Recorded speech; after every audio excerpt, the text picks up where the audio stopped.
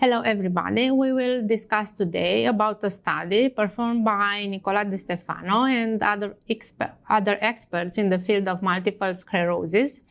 The study was aimed to investigate the effects of cladribine on the combined unique active MRI lesions in patients with multiple sclerosis.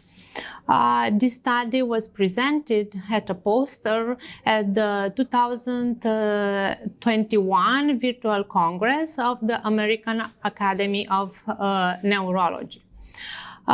In terms of background of the study, we already know that the Clarity trial showed that outcomes in cladribine table treated patients were superior to placebo in regard to number and relative reduction of MRI lesions over a period of 96 weeks. Magnify MS is an ongoing phase 4 open-label, single-arm, multi-center 2-year study who aims to determine the onset of action of cladribine tablets administered in the standard dose of 3.5 milligrams per body weight over two years. By frequent MRI assessment of the combined unique active lesions in patients with highly active relapsing multiple sclerosis. For the purpose of this study, highly active relapsing multiple sclerosis was defined by one relapse in the previous year and at least one T1 gadolinium enhancing lesion or 9 or more T2 lesions, while on therapy with other disease modifying treatments, or 2 or more relapses in the previous year, whether on DMT treatment or not. And it's very important to remember the definition of the combined unique active lesions, which are defined as new or persisting gadolinium enhancing lesion on T1 MRI or a new or enlarging lesion on T2 MRI. And this lesion is supposed to be non-enhancing on T1 MRI. And the lesions identified in both scans are only counted once. The primary outcome of the Magnify MS is a change from baseline in counts of combined unique active MRI lesions at month 6. The main objective of this analysis is to report the onset of action of cladribine tablets in patients with highly active relapsing multiple sclerosis by observing changes in counts of combined unique active lesions during the first 6 months of Magnify MS according to patient subgroups. So this analysis included 270 patients treated, and the subgroups analyzed included included the ones with high relapse activity and non-high relapse activity, patients treatment naive or with prior DMT medications, and the group of patients with lesion counts of combined unique active more than 0 at baseline. MRI scans for all subgroups were performed during the baseline period and at months 1, 2, 3, and 6.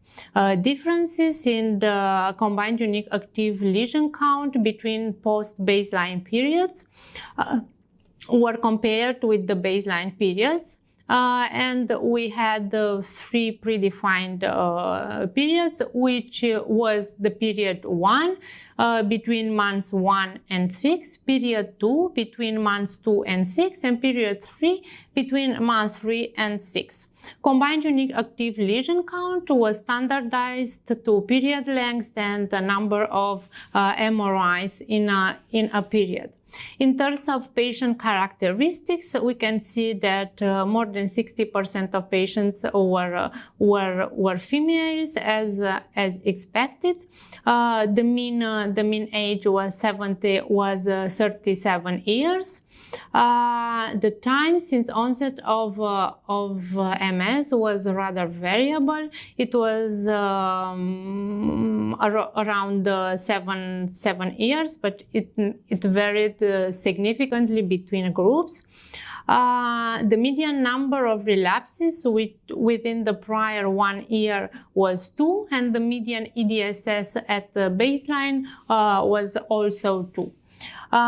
In terms of results, as we can see in this graph, for all 3 subgroups analyzed, for the patient with high relapse activity and non-high relapse activity, we can see that the number of combined unique active lesion significantly decreased between the baseline period and the period 1, 2, and 3. And this was also observed for the group of patients that were naive to prior DMT treatment and those that had prior DMT treatment, and this decrease in the number of combined unique active lesion was also observed for those with a baseline period combined unique active lesion count of more than 0.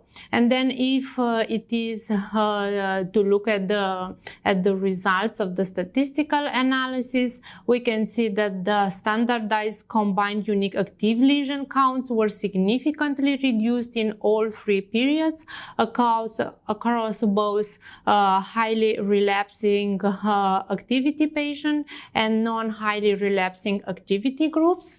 And then if it would be to look at the patients divided in the 2 subgroups according to prior DMT treatment or the patients naive to treatment, we can see that the standardized combined unique active lesion counts were significantly reduced in all 3 periods across both treatment naive and prior DMT treatment groups.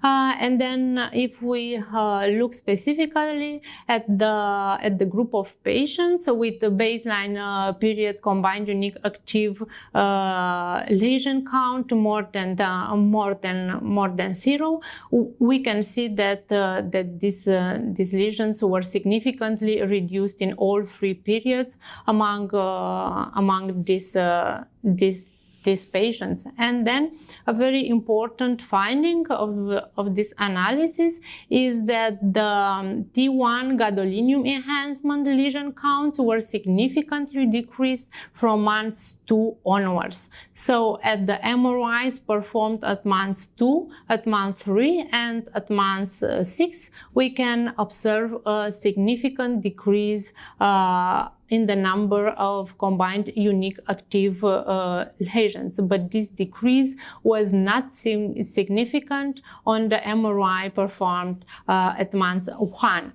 So the results of this very important subgroup analysis of the Magnify MS study is that treatment with cladribine tablets demonstrated an early onset of action with respect to combined unique active lesion count, irrespective of patients' baseline relapse activity or prior DMT history.